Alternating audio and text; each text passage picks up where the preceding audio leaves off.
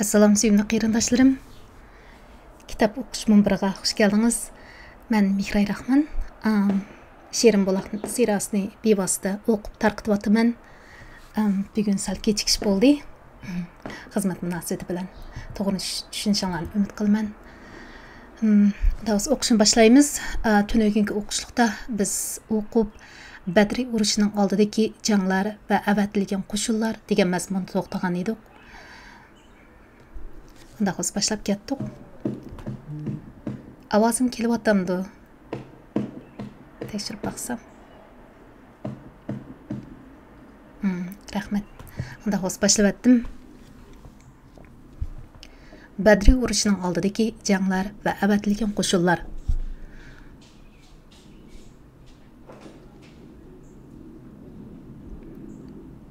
Zulmga qarshi urush qilishga ruxsat qilingandan keyin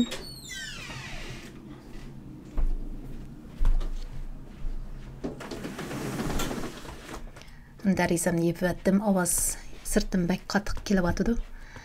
Davosga qayta o'qishni boshlaylik. Badri urushining oldidagi janglar va avatilgan qo'shinlar.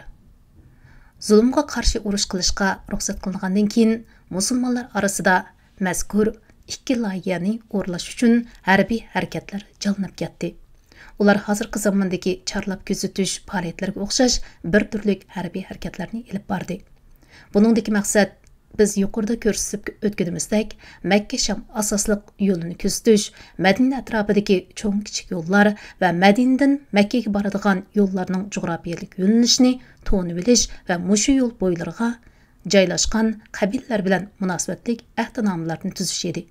Shuningdek, Yasrib Madina mushriklari va yahudlarga hamda shu atrofdagi qaroqchi badaviylarga amdi musulmonlarning harbiy kuchi bor bo'ldi, koni zaifligidan qutuldi deganni uqtirib qo'yish va Quraysh doiralarini g'aflat uyqusida qo'rak tortib yetaverishning va muxbarlik maslikida daldangshib yuraverishning yomon oqibatidan ogohlantirib qo'yish edi. Shunda qilganda ular o'zlarining iqtisodining va turmush yo'llarining cho'ng xavf-xatarga yo'liqadiganligini his qilishib, tinchlikqa moyil bo'lishi va musulmonlarning mahallasiga besib kelib, urush shush paydadan yenishi, musulmonlarning Baytullohni tavof qilishini cheklashdan hamda Makkadagi ojiz musulmonlarga zulm silishdan to'xtatish mumkin edi. Shu chaqdala musulmonlar bu orolning hamma yerda Alloh taoloning elchiligini yetkazishda erkin ozod bo'la oladi. Tövəndə mushu maqsadda avatilgan qo'shinlarning ahvolini qisqacha tanishtiramiz. Meyada bir kichik izohat bor ekan, avatilgan qo'shin deganda payg'ambar sallallohu alayhi va sallam o'z bevosita qatnashmagan harbiy harakat, ya'ni qo'shin deb atildi deb izohat beribdi. Birinci, Sayful Bahri qo'shini.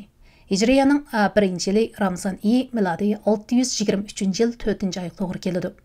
Da payg'ambar sallallohu alayhi va sallam maxsus muhojirlardan tashkillangan 30 kishilik bir qo'shinga Hamza ibn Abdul Muttalib radhiyallohu anhu ni amr qilib, Qurayshlarning Shamdan kelayotgan bir tijorat karvonini to'sishga avatdi. Karvonda Abu Jahil ibn Hisham boshchiligida 300 odam bor edi. Qo'shin Is tavalligidan Sayful Bahri degan joyga yetib berib, karvon bilan uchrashdi va har ikkala taraf saf tortib jangga tayyor bo'lganda Majdi ibn Amri Juhayna qabilasidan bo'lib, u har ikki tarafning ittifoqdoshi bo'lish sifati bilan oraga tushish, ularni urushdan to'sib qoldi.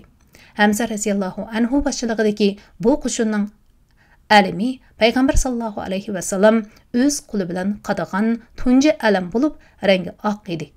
Uni Abu Mirsad Kanos ibn Husayn G'anavi ko'targan. Ikkinchi, Rabi qo'shini. Hijriyaning 1-yili Shavval 10-oyi, milodiy 623-yil 4-oyda payg'ambar sallallohu alayhi va sallam Ubayda ibn Haris ibn Mutallib radhiyallohu anhu ni muhojirlardan tashkillangan 60 kishilik bir otliq qo'shinga bosh qilib Batni Rabiq degan joyga avatdi. Abu Bayda Batni Rabiqda Abu Sufyan u 200 odam bilan birlaydi. bilan uchrashdi va ikki taraf yiroqdan kuch ko'rsatib, ancha-muncha o'q etishdi. Amaliy jang bo'lmadi. Bu qitimqi harakatga mushriklar qo'shunidan 2 kishi, ya'ni Muxtar ibn Amri Buhrani bilan O'tba ibn G'azvon Mazniylar musulmonlar sepiga qo'shilib oldi. Ular xeyli burunla musulmon bo'lgan bo'lib, bu qitim ular mushriklar sepiga qitilib olib, musulmonlar tarafga o'tib olish amalini izlab chiqqan edi. Ubayda radhiyallohu anhuning alimi oxiranlik bo'lib, uni Mistah ibn Usaysa, ya'ni Mutallib jamoatidan radhiyallohu anhu ko'tirgan. Uchinchisi Harar qo'shuni. Hijriyaning 1-yili Zulqayda milodiya 623-yil 5-oy oyida Payg'ambar sallallohu alayhi va sallam Said ibn Abi Waqqas radhiyallohu anhu boshchiligida 20 kishilik otliq qo'shuni, ya'ni Qurayshlarning bir tijorat karvoni to'sishga avatdi va Said radhiyallohu anhuga Harordan o'tib ketmaslikni alayda topiladi. Qo'shin uloqliq va piyodalik yo'lga chiqib, kunduzi yoshirinib, kechasi yo'l yurib, 5-kuni saharda Harorga yetib keldi.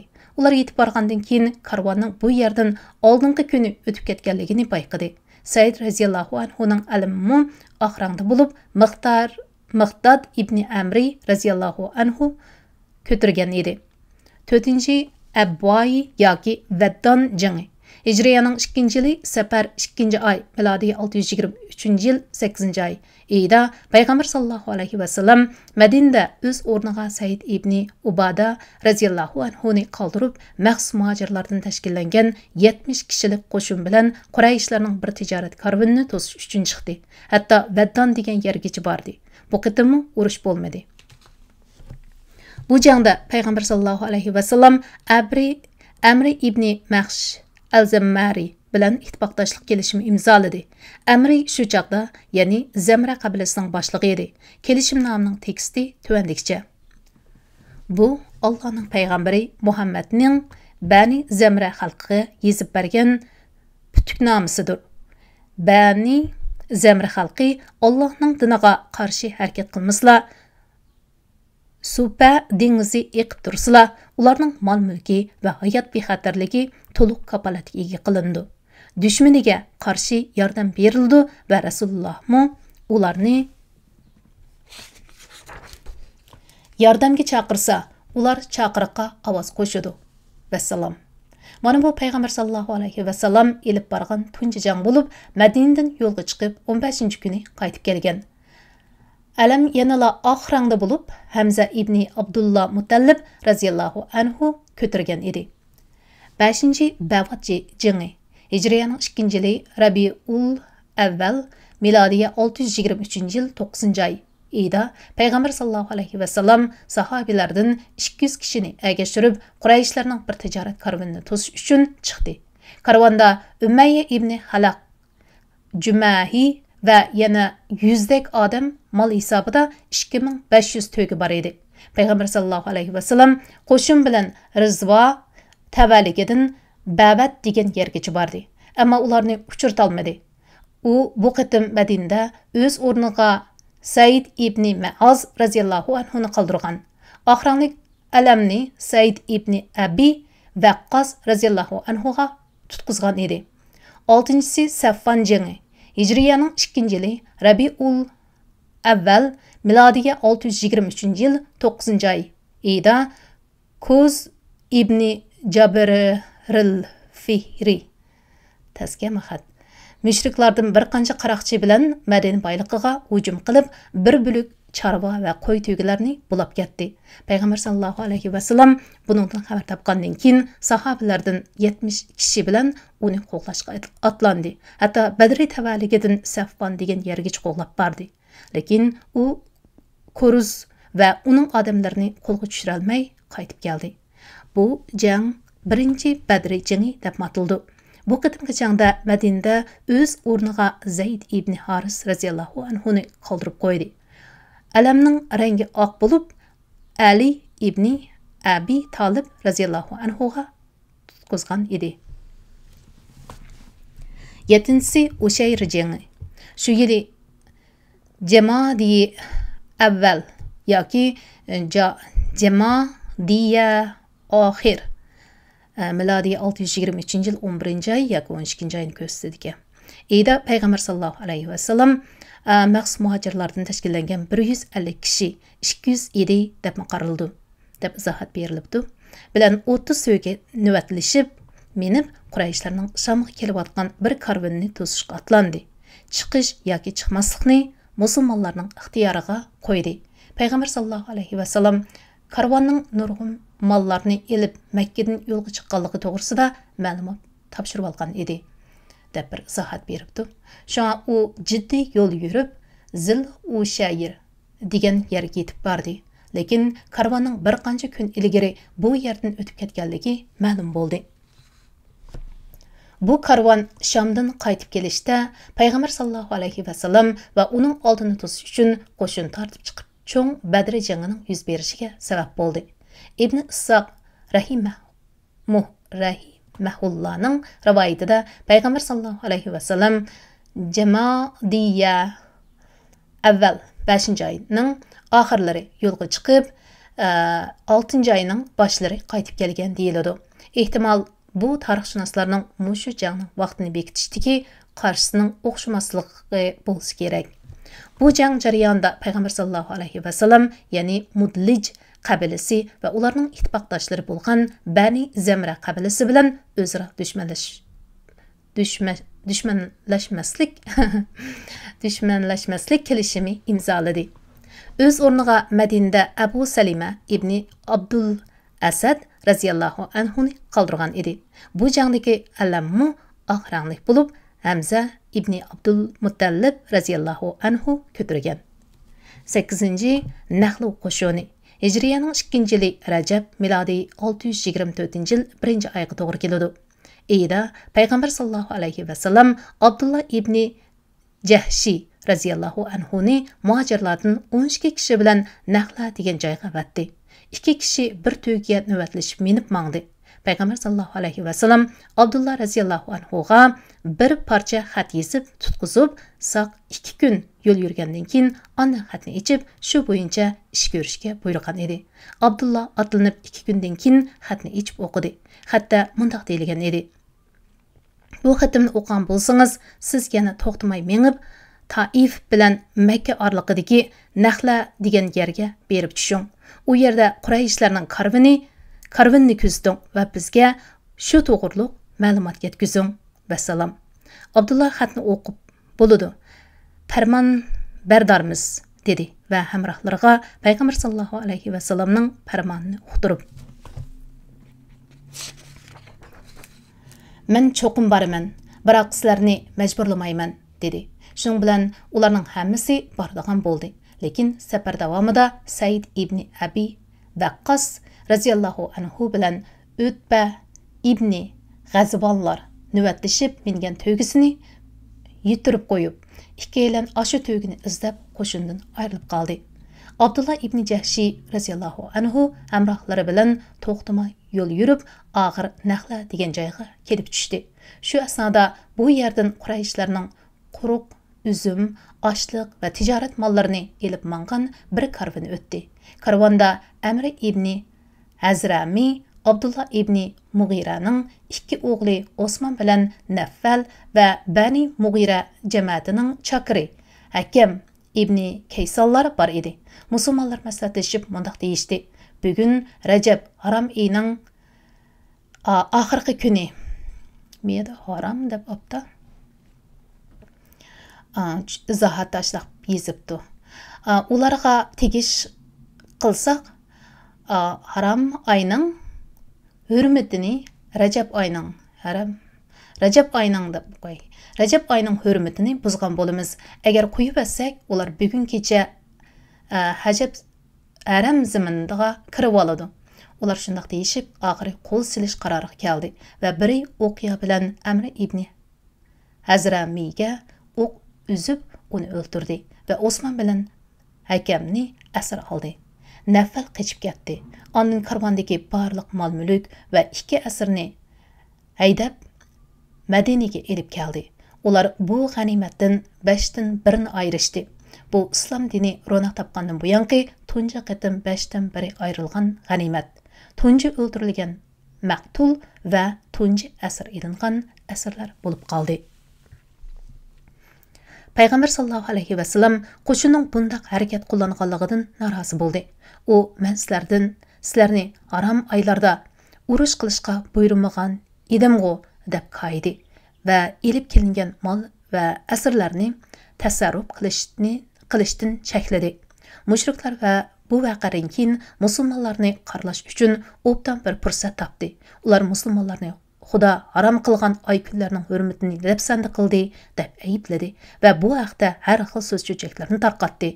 Oxir Alloh taolo vahiy nozil qilib, mushriklarning sodir qilgan askiliklarining musulmonlar o'tkazgan saballikka qaraganda xarakteri ig'ir va oqibati yomon jinoyat ekanligini bekitdi hamda heliqi fitna ig'vo, o'sak so'zlarga keskin radiya berdi.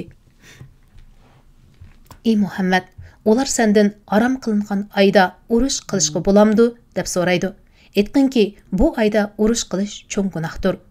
Allohning yo'lidan to'sish, Allohga kufrlik qilish, Masjidi Haramda ibodat qilishdan to'sish va Masjidi Haramdan aholini haydab chiqarish Allohning dargohida texmi cho'ng gunohdir. Fitna, ya'ni mo'minlarga ziyonkashlik qilish, odam o'ldirishdanmi qattiq gunohdir. Qur'oni Karim Sura Baqara 2-sura 217-oyatning bir qismi. Bu oyat mushriklarning musulmon qo'shinining harbiy istili haqida tarqatgan har xil fitna fasod ig'volarining o'rinsiz ekanligini jakarladi. Chunki oshu muqaddas harom oylarning izzat hurmati mushriklarning islom diniga qarshi harakatlari va uning iqtidor e'tiqodchilarini xohlagancha azoblab qiynashga allaqachon dafsanda qilinib bo'lgandigu. Ular ayni chaqda oshu muqaddas oy kunlarda hatto haram qilingan Makka zaminida musulmonlarning mol mulkini talon-taroj qilishdi. Ya'ni shu oy, shu kunlarda haram zaminda Alloh taolaning payg'ambarini yoshirin o'ldirishni qaror qilmadimi? Bu haramning hurmatini dafsan qilganlik bo'lmay nima? Acaba endi birdilla u haram qilingan zamin va oylarning hurmati va muqaddas izzat obro'y asli kelib qopdi-ku. Uningga daxli taruz yetkizish eng cho'ng gunoh va qabih jinoyat bo'lib qopdi-ku. Bundan ilgari uning shuncha bola katta izzat hurmati zodi naga ketgan. Shak shubhisizki, mushriklarning harab kuchab davrang selayotgan heliqi ig'volari to'limi bema'nilik va yuzsizlikdan o'zga ish emas edi. Shuningdan keyin payg'ambar sallallohu alayhi va sallam heliqi 2 asrni qo'yib o'tdi va Maqtulning ega chaqilariga diyat to'limi xun pulini to'lab berdi. Mana bular Badr urushidan ilgirki qo'shin avatish harakatlari va elib berilgan janglardir. Hech qaysida musulmonlar tarafidan yiroqdan haybi ko'rsatib ogohlantirish berishdan boshqa mushriklarning mollarini bo'lab, musodara qilib olish va erlarini o'ldirib asir elish hodisasi sodir bo'lmadi.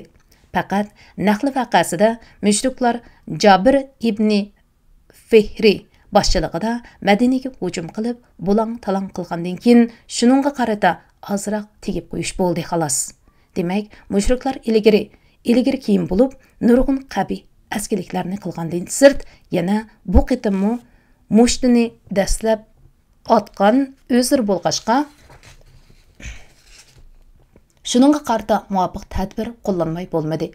Abdullah ibn Jahshi qo'shinida yuz bergan vaqadan keyin mushriklarning g'am andisi amaliy xavfga aylandi.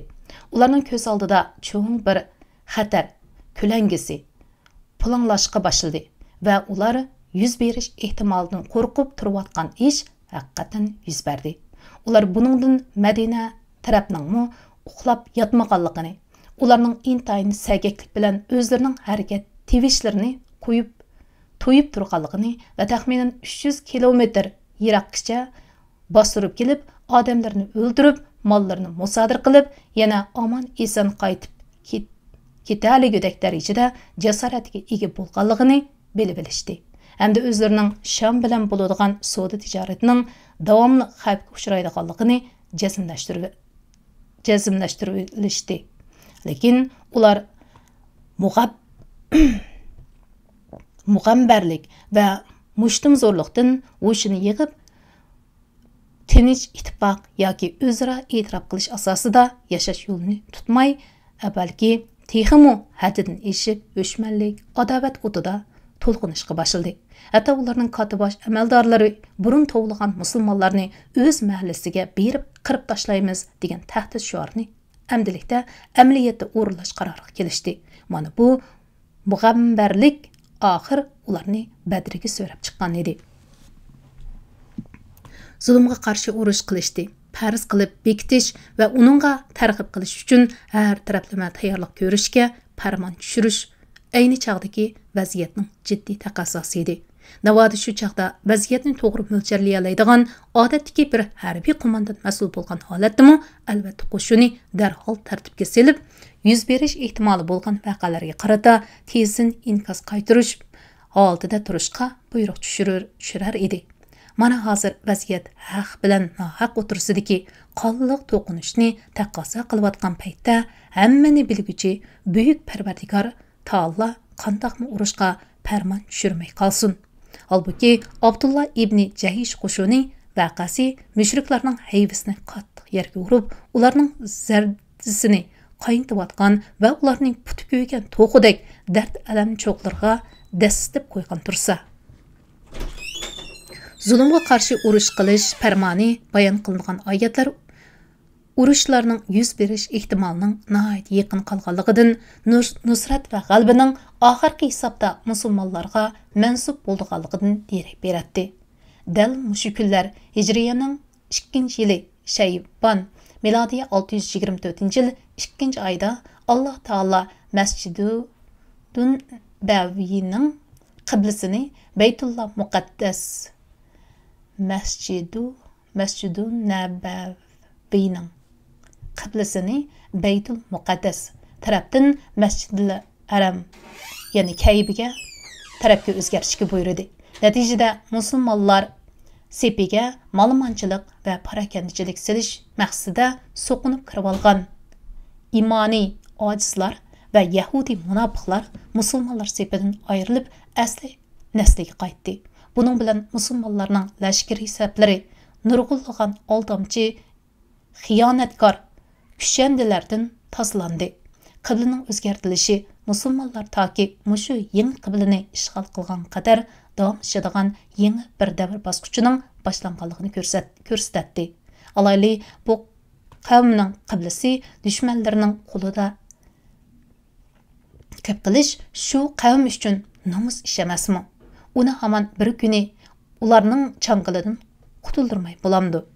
Mana bu bisharat, ishoratlar va amr farmon buyruqlarning turkisida musulmonlarning aktivligi oshdi va Alloh yo'lida urush qilish va hal qilish janglarda dushman bilan tag'mutug' elishish qizg'inligi yuqori ko'tarildi.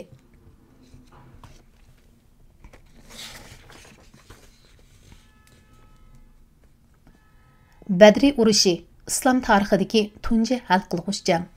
Jangning sababi oldingi bobda o'sha yerda jangga haqida so'z qilganda Makkada Shamga ketayotgan Quraysh tijorat karvoni payg'ambar sallallohu alayhi vasallamning qo'liga tushmay qechib qutulganligini aytgan edik. Bu karvonning Shamdan Makkaga qaytish vaqti yaqinlab kelganda payg'ambar sallallohu alayhi vasallam shimol tarafga Talha ibn Ubaydullah raziyallohu anhu bilan Said ibn Zayd raziyallohu anhuni karvonning xabarini aytishga avatdi. Ular Havrai degan yergacha berib karvonning yo'lini kuzatib turdi. Bir chog'da Abu Sufyan karvonni boshlab Sham tarafdan kirib kelib edi. Ular ushqanda yurib Madinaga qaytib payg'ambar sallallohu alayhi vasallamga ahvolni ma'lum qildi. Karvon Makkaliklarning 1000 to'yga qachilangan zo'r miqdordagi mol-mulklarini elib kelib atadi. Uning umumiy qiymati kam deganda 50,000 dinar oltindan oshadi. Karvonda faqat 40 dak odam birga edi. Bu Madina uchun aytganda oltin fursat Müşriklar üçün aytqanda, mushu malni qo'ldan berib qo'ysa, harbiy, siyosiy va iqtisodiy jihatda qaqshatqich zarbi hisoblanadi. Şoňa Paýgamber sallallahu alayhi we sellem musulmonlarni chaqiriq qilib, "Ey haloyiq, mana bu Quraysh karvani ularning jimi mol-mulklarini elib kepti. Uni tuzishga atılninglar. Allah uni sizlarga iltifot qilaversa, ajab emas" dedi. Payg'ambar sallallohu alayhi va sallam bu chaqiriqni e'lon qilganda Badrda Quraysh qo'shini bilan buncha qattiq to'qinishib qolarini o'ylamagan edi. Şoňa hech kishini chiqishga zo'rlamagan, balki chiqmaslik ishini musulmonlarning erkin ixtiyori qo'yib atgan. Shunaq bo'lg'achqa sahoba kiramlarning ko'pinchisi Payg'ambar sallallohu alayhi va sallamning bu qadamga yurishini oldin qadamdagi yurishlardan farqlanmaydi deb o'ylab Madinada qolib qolgan edi. Şoňa jangdan keyin hech kishi bu jangga qatnashdi yoki qatnashmadi deb ayblanmadi. Musulmonlar qo'shinining lashkariy kuchi va qo'mondonlik qatlamining o'rinlashtirilishi. Payg'ambar sallallohu alayhi va sallam Madinadan yo'lga chiqdi. Uning bilan 313 kishi birga otlangan edi. 82 muhojirlardan 61si Avs qabilasidan, 170i Hazraj qabilasidan edi. Musulmonlar bu qadamga yurishga ancha cho'ng hasham qilib ketmadi. Şoňlarda faqat ikkala at bar edi. Biri Zubayr ibn Avam raziyallohu anhuning, yana biri Miqdar ibn Asvad Kindi raziyallohu anhuning edi. Yana 70 to'gi bar bo'lib, 2-3 odam bir to'gini navbatlashib minishatdi. Payg'ambar sallallohu alayhi va sallam Ali ibn Abi Talib va Mirsad ibn Mirsad G'anavilar bilan bir to'gini navbatlashib mindi. Madinada o'z o'rniga va namoz o'qib berishga Abdullah ibn Ummu Maktum raziyallohu anhuni qoldirdi. Payg'ambar sallallohu alayhi va sallam otlanib Rabha degan yerga chiqqanda Abu Lubaba ibn Abdul Munzir raziyallohu anhuni qaytirib o'z o'rniga Madinada ish boshqarishga belgiladi. Bosh qo'mondonlik alamini Mus'ab ibn Umayr raziyallohu anhu Quraysh qabilasi Abduddar jamoatidan tutqizildi. Alam oq rangda edi. Qo'shini ikki qismga bo'lindi. Birinchisi muhojirlar qismi. Uning alamini Ali ibn Abi Talib raziyallohu anhu tutqizdi. Ikkinchisi ansarlar qismi. Uning alamini Said ibn Ma'az raziyallohu anhu tutqizdi. Qo'shinning o'ng qanot qo'mondonligiga Zubayr ibn Avvam raziyallohu anhuni, sol qanot qo'mondonligiga Miqdad ibn Asvad raziyallohu anhuni mas'ul qildi. Chunki bular yuqorida aytganimizdek qo'shindagi birdan-bir otliqlar edi. Orqa saf mudofiasiga Qays ibn Abi Sa'asa raziyallohu anhuni belgiladi. Butkul lashkariy qo'shinning oliy bosh qo'mondoni bo'lish sifati bilan markaziy bosh qo'mondonlik Payg'ambar sallallohu alayhi va sallamning qo'lida bo'ldi.